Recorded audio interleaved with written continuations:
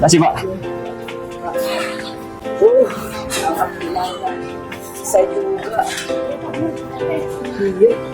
Olahraga ini bagus buat kalian, apalagi kalian ini masih dalam masa pertumbuhan. Coba kalian lihat deh, zaman sekarang itu banyak orang-orang yang gak sehat karena mereka jarang olahraga. Berarti kalau orang olahraga itu udah pasti sehat ya Pak Ustadz? Udah pasti dong, kayak Ustadz nih.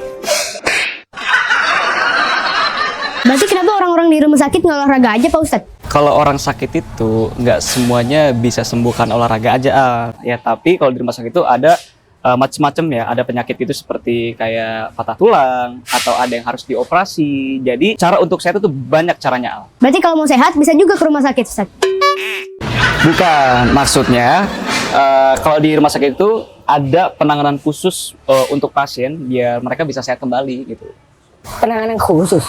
Iya, contohnya kayak ada yang harus dioperasi dan juga ya pasang oksigen gitu. Tapi masang oksigen itu Ustadz? Biasanya kalau di rumah sakit itu sebutannya dokter.